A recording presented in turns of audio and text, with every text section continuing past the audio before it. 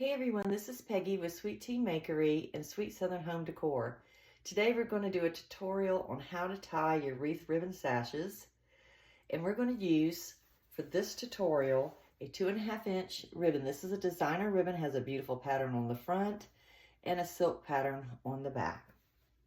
I'm using a smaller wreath, but the technique for this particular tie is the same, whether you're using a larger wreath, a 4.5 inch ribbon, a 1.5 inch ribbon, whatever ribbon you choose.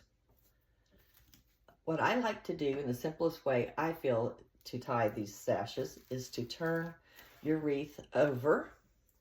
And what we're going to do is insert one end of the ribbon through the wreath. And I'm going to adjust my tails.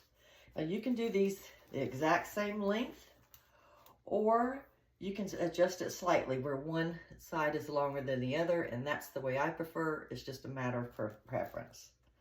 So I'm going to make this side a little bit shorter and this a little bit longer because we're going to take an extra length when we make the knot. So we're simply just going to make a knot. We're going to take this side and bring it over here. I'm going to reach through and pull this ribbon through. You can see I'm pulling it through, and we're going to start making a knot. Now I'm pulling it a little bit hard right now, but we'll adjust that as we go. Okay. So what I want to do here is I prefer that my design face forward on both sides. So I'm going to twist this ribbon so that both sides on the front of the wreath match the design. Now we're going to flip it over and we're going to make some additional adjustments.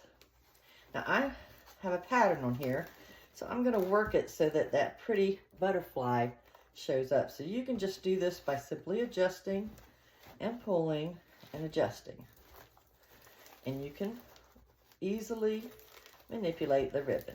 So once I get it almost where I want it to be, I'm going to pull a little bit tighter to make that knot. And again, all you have to do is adjust your ribbons so that the pretty side faces out. And this can be adjusted more after you place it on the door. So there you have it. It's very, very simple. I'm going to show you how it looks when you're hanging it forward on your front door. And this is what it looks like on the back. Super simple. I thank you for watching this tutorial. Let me know what you think, and if you have any questions, please place some comments and I'll be glad to help you. I'm also going to be doing a tutorial where I teach you how to do a double ribbon, ribbon tails, and a bow.